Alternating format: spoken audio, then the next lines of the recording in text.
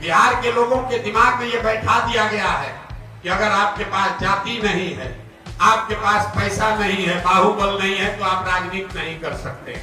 एक आंकड़ा आपको दे रहा, पिछले 30 साल में बिहार में जितने लोग सांसद विधायक बने हैं, चाहे जिस दल से भी बना हो, याद रखिए, जिस दल से भी यहाँ कोई विधायक सांसद बना है, पिछले 30 वर्ष में सिर्फ 1250 परिवार के लोग ही यहाँ विधायक सांसद बने। और उन्हीं लोगों ने, उसी व्यवस्था ने ये प्रचार फैलाया है कि भैया जाति नहीं रहेगी तो चुनाव नहीं जीतोगे, पैसा नहीं है तो चुनाव कैसे लड़ोगे। ये भ्रम इसलिए फैलाया गया है ताकि कोई सामान्य आदमी ये हिम्मत ही न करे कि वो राजनीति में आए और इनको चुनौती दे।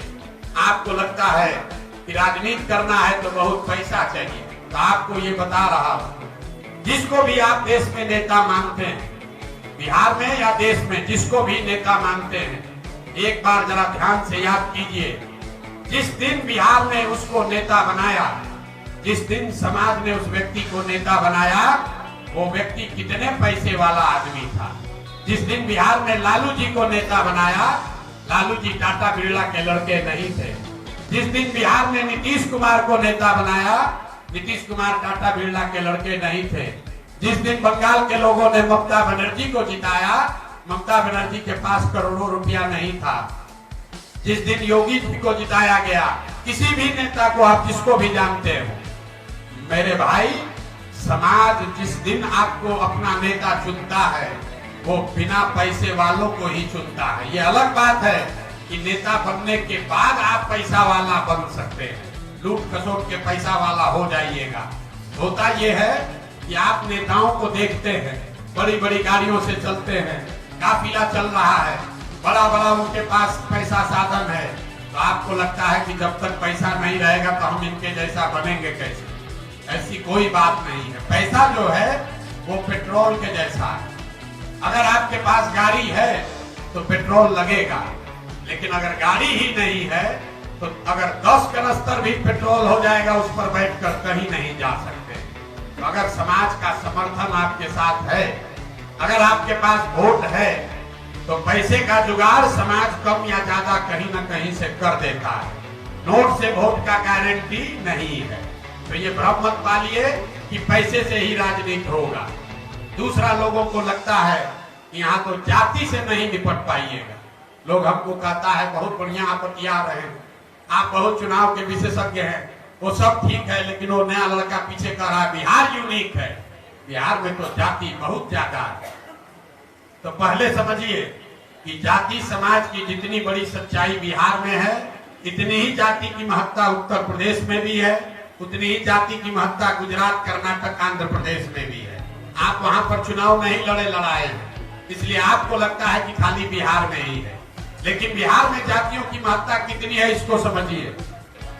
आपको लगता है कि हर आदमी जाति पर ही वोट देता है। इसी बिहार में 1984 में पूरे बिहार राज्य में, उसमें बिहार झारखंड एक था, राजीव गांधी की कांग्रेस को बहुत बड़ी सफलता मिली।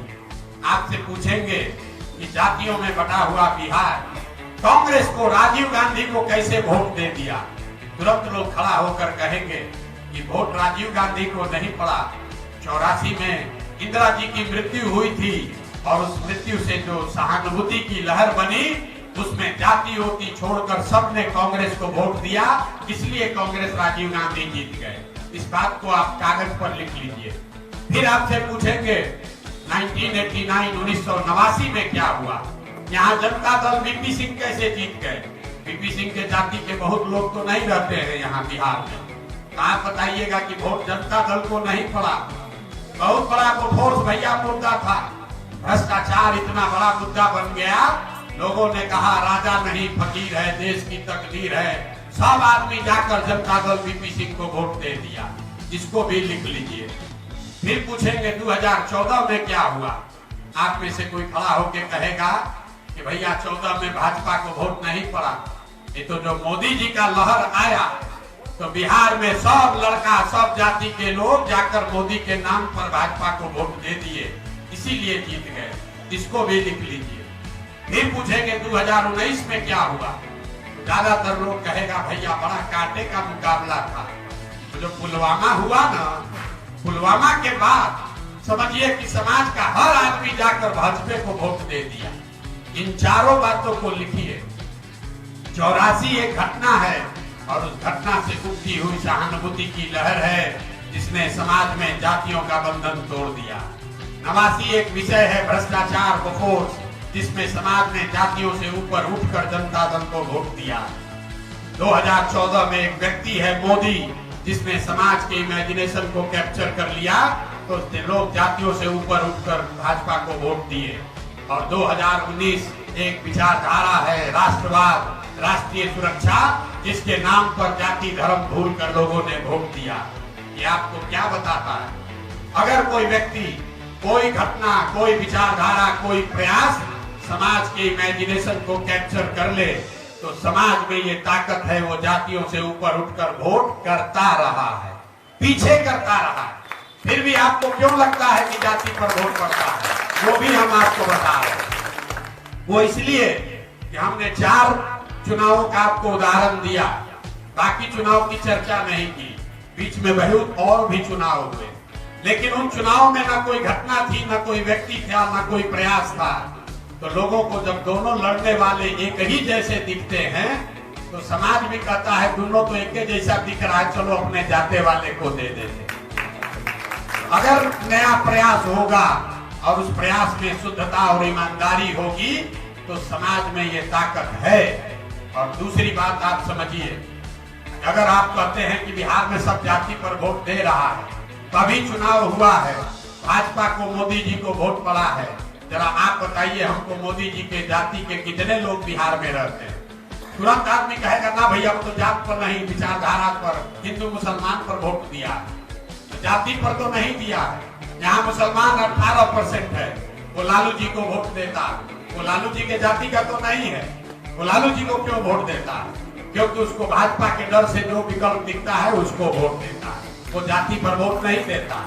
ये सारे तथ्य आपके आंख के सामने हैं, लेकिन आपके दिमाग में ऐसा बैठा दिया गया है कि आप सब सुनने के बाद भी कहिएगा भैया कह तो रहे हैं, लेकिन बिना जात के तो होगा नहीं, जात को तो वोट पड़बे करेगा। तो हम आपको अंतिम इस बात पर यही कहेंगे कि जाति समाज की एक बड़ी सच्चाई है और जाति की भूमिका भी है चुनाव में, लेकिन जाति एकमात्र सच्चाई नहीं है जिस पर वोट पड़ता है। जैसे कई विषयों पर वोट पड़ता है, वैसे एक विषय जाति भी है। और एक अंतिम बात समझिए, अगर आप राजनीति के जरिए समाज के अगुवा बनना चाहते हैं, तो आपके पास ये विकल्प नहीं है कि समाज में सब अच्छा हो जाए तब आप राजनीति करने आइएगा, कि जाति न रहे तब राजनीति करेंगे, पैसे का प्रभाव खत्म हो जाएगा तब राजनीति करेंगे। तो मेरे भाई जब सब सुधरिए जाएगा तो आपके राजनीति में आने की जरूरत क्या? जो सुधारेगा वही इसका नेता बनेगा। तो अगर आप राजनीति के जरिए समाज का अगुवाई करना चाहते हैं, तो आपको समाज की अच्छाई और बुराई, उसकी ताकत और कमजोरी दोनों को समझकर साध कर ही इसका अगुवाई करना है। आपके पास समाज परफेक्ट हो जाए तब राजनीति करेंगे, ये विकल्प नहीं है। ये बात आप बिल्कुल गांठ बांध लीजिए। इसीलिए ये प्रयास चल रहा है।